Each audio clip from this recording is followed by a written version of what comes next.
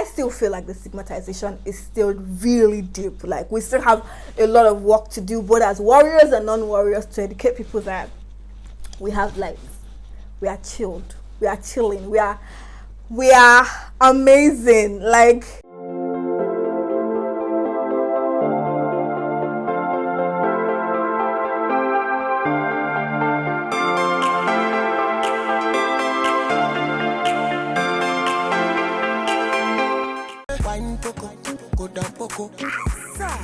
oh no no, say wine poco, go down poco. Light, Chimazu, you're the one of a kind. hi guys, welcome back to my channel. It's Mide here. It's Mide. I don't know why I'm so excited. I think it's because I've not done this in a while. Oh, by the way, do you guys like my, cute little, something that has my name on it? I haven't recorded in a while. I haven't vlogged in a while. So I decided to record, and today I'm gonna be doing a bit of chit chat. I haven't really told you guys my come out story. We like to hide the fact that we're warriors because we don't want people to judge us by that. So I decided that, I'll just gist you guys about my come out story. So let's begin. First of all, let me give you guys like a bit of a background story. I didn't find out about my genotype until I think I was in SS1. I had like minor, pain and stuff, crisis, and I won't even say crisis because I can't really remember having like a serious crisis until SS1 actually. But then I had that I had episodes of always going to the hospital, always falling ill, always having malaria, always going literally. I went to the hospital frequently, like a lot. My parents also, when they did their genotype test, they came out as AAAS, right? Every time. I remember my dad, even my mom, I remember sometimes when I felt ill and they're like, you don't understand how this happened. I mean, we did series of tests in about 5 different hospitals, and they got the same test results, that one of them was AA and the other was AS. So it was not until SS1 that I had like a terrible crisis. I remember being unconscious of my environment. I could hear voices. I could hear my mom. I remember I could hear my mom calling my name repeatedly, but I couldn't, like, I wasn't responding to her. So I got to the hospital, and my doctor decided to do like another test. So they took like my blood test into like the 5 different tubes or something, and they took it to like different labs where they could get the results, and it came back and all of it showed that I was SC. Yeah. The realization came when I was a bit older, right? I was already in SS1. I knew my left from my right. So discovering that kind of thing and knowing that this is what happens to people with such genotype just threw me off balance. It made me feel the need to protect myself. I didn't like the look I got on people's faces when they find out, and they're like, oh, I thought, what happened, why is she ill again? I was like, oh yeah, she's a warrior. And there's just that balajo. I felt like people treated me differently, like, oh, Lamide cannot do this. That if she carries something heavy, she might have pains. There's a thin line between caring and then me now beginning to feel like you are segregating, and it becomes like Lamide cannot do almost everything because she's a warrior, right? I don't know if that makes sense, but yeah, that's how I feel. So generally, I just did not feel comfortable to talk about it. I just felt like there was that stigmatization, to be honest, I don't feel like it's totally gone, right? I still feel like people still stigmatize warriors. I've heard of instances where someone's mom told their child that they can't marry a warrior because the person is a living corpse, right? And that's in this 21st century. So I still feel like the stigmatization is still really deep. Like, we still have a lot of work to do, both as warriors and non-warriors, to educate people that we have lives, we are chilled, we are chilling, we are amazing. I feel like warriors, for the fact that we are warriors, and for the fact that people ideally just think, oh, these ones are lazy.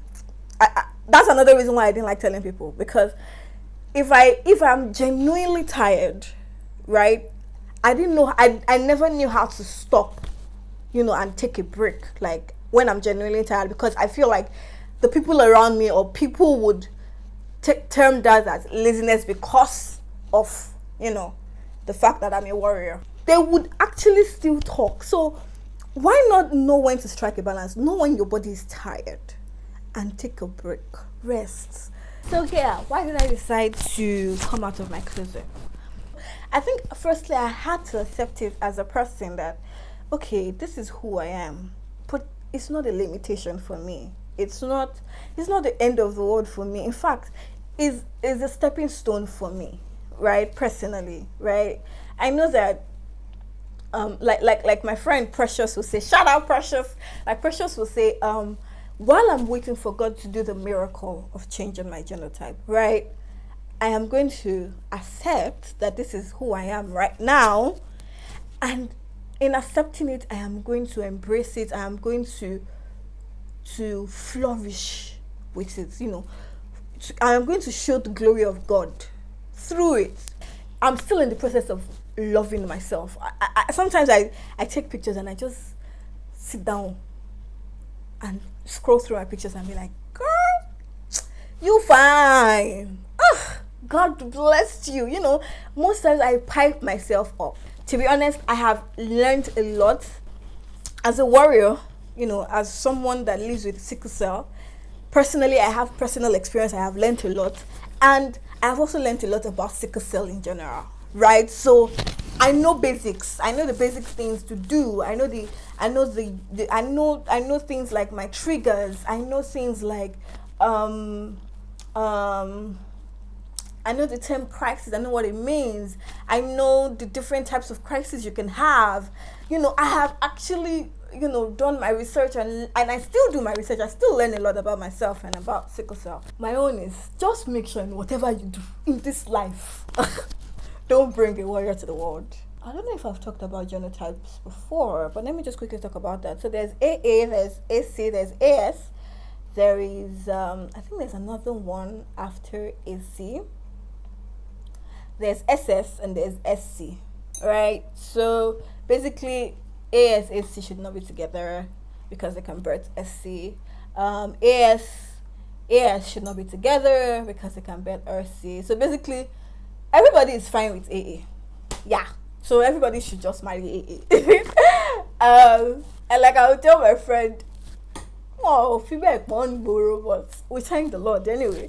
I tell people some things you shouldn't say to your warrior is, I know how you feel when they're having crisis, because to God knows, as in, you can never know how they feel. Like, I've actually read that even mothers, warriors that become mothers, actually say that crisis pain is even sometimes worse than birthing, right? And to be honest, birthing is like the highest form of pain that even me, I'm scared of. So for each crisis itself, the pain is different. So there's no way in this world that you are not a warrior, that you can never say you know how they feel. You don't know how they feel. I'm sorry, I'm sure you are like, Lavide, why are you taking this thing to the chest? Because to be honest, losing someone to genotype can be very, very painful. First-hand experience, I know. Let's reduce the rate of warriors that are, being given birth to. Let's reduce the rates. Let's slash that birth rate from 70 something. I think it's about 70 something. I can't remember the percentage. Let's slash it to 30. I know that's excess. Okay, 50, and then we'll move down and down and down. But please, in whatever you do, I can't force you to do anything, but please don't. Just know that there are challenges that comes with having a warrior child. There are challenges that comes with a warrior living with themselves, right? So please, let's do better. So yeah, that's how so that's why I decided to come out. Like, my voice needs to be heard. Someone out there might listen to my experience and be like, oh, okay. I mean, if she's saying all of this, maybe I shouldn't do that. Or if, just even if a warrior watches this, sees one of my vlogs, just feels the need to know that it is okay. People that are not warriors, people judge them. I think I had to accept that fact. People judge them. People that have everything put together, seemingly put together, because everybody doesn't have everything put together, but people that look like they have everything put together, people judge them, right? You'll see someone that is living life, when I mean living life, earning good, eating well, nice physique, seems like everything is okay with them, but people judge them. How much more? So basically, don't live your life based on, oh, people will judge me, or people will say this about me. That really, really, really disturbed me growing up, and I had to unlearn it a lot. So I would rather voice out and hope to God that this encourages someone outside, this changes somebody's mind, than just sit down and see that I meet a child that's living with sickle cell and I see them go to have crisis and I can't take it, and I'm very emotional, so sometimes I cry. So I just leave the environment and I cry. And this is from me that actually have gone through this, that is still going through this. So yeah, I just decided, if I don't share my story, imagine if as a warrior I don't share my story, my other friends that are warriors, also decide to be in the closet, not voice out, not share their story, not say anything about it, not make moves about making people aware, and imagine if all of us just keep quiet. All right, yeah, people will keep birthing sickle cell warriors, basically. I hope you guys enjoyed my chit chat. I hope you took something from it. I hope you were able to learn. I hope now you know my come out story and why I chose to, why I decided to, why I went along with it. So I hope this blesses you. I feel like I'm preaching. I hope this blesses somebody one way or another. I'm going to do better with releasing videos. I'm trying to get a lot of collaborations. That's what I'm working on. So hopefully it works out. And yeah, guys, thank you for sticking with me. Please don't forget to like, subscribe, and share. Please subscribe, tell your friends to subscribe. Get me to 1,000 subscribers, please. Yeah. Anyway, thank you.